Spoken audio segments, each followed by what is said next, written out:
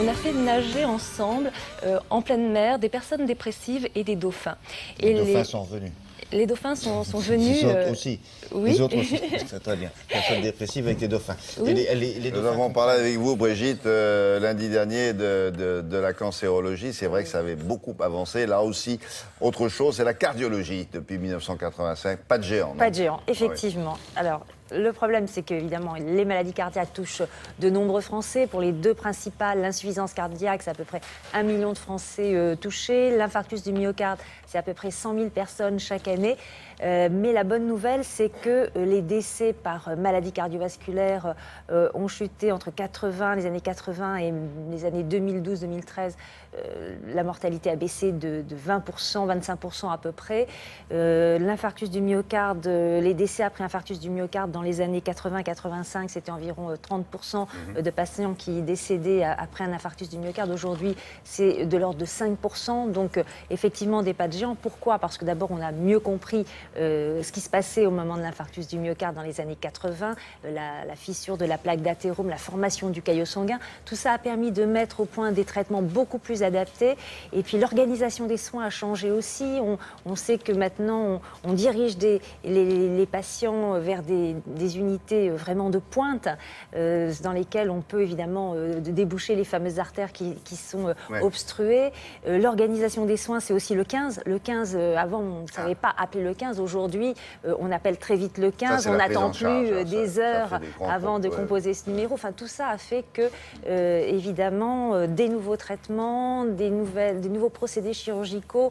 Alors, je vous propose de regarder un résumé. Évidemment, on ne peut pas tout dire sur ces 30 ans de cardiologie, mais en tous les cas, les points principaux de ces évolutions de ces 30 dernières années avec le professeur Jean-Noël Fabiani. Vous avez mal depuis combien de temps? L'infarctus, depuis 30 ans, a connu des progrès considérables. S'il reste une maladie grave, son nombre absolu dans tous les pays développés est en décroissance. Ceci est lié, d'une part, aux grandes campagnes de prévention contre la sédentarité, la mauvaise alimentation, le tabac. Soutenons la Fédération française de cardiologie. Et également, les progrès des médicaments, qui sont très efficaces pour lutter contre le cholestérol, comme les statines, contre l'hypertension artérielle, contre l'insuffisance cardiaque en général, et pour également fluidifier le sang. De nombreux médicaments sont arrivés depuis ces 30 dernières années.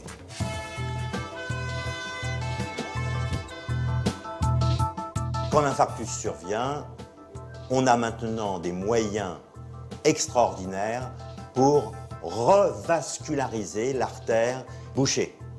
Avant les années 1985, on savait, grâce à un ballonnet, la dilater, mais on ne savait pas la tenir ouverte. Et c'est en 1986 qu'en France, on a proposé de mettre en place un stent, c'est-à-dire un petit grillage qui maintient ouvert la coronaire. On a encore progressé en 2001 en proposant des stents actifs enduits d'un produit qui empêche cette fermeture de l'artère. Une des grandes possibilités récentes dans le traitement des valves cardiaques a été d'utiliser des valves percutanées. Percutanées, ça veut dire qu'on peut les passer à travers l'artère fémorale, remonter juste au cœur sans ouvrir la poitrine. Et quand on est en bonne position, ce qui est contrôlé par la radiologie, on peut gonfler ce grillage sur lequel est montée la valve qui va remplacer la valve malade. C'est un progrès considérable qui a permis à des gens très âgés ou qui ne pouvaient pas bénéficier de chirurgie cardiaque d'être pourtant traités et sauvés. Le progrès le plus récent, c'est le cœur artificiel qui fait comme la transplantation cardiaque, c'est-à-dire qu'il remplace complètement et définitivement le cœur malade.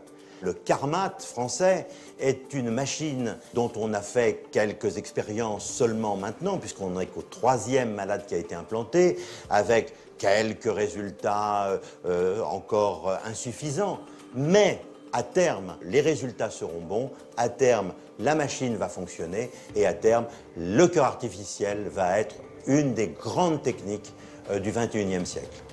C'est la prochaine étape, hein, avec 4 Voilà. expériences, il l'a dit. Oui, là, il y a eu un 4e patient depuis l'enregistrement de ce reportage.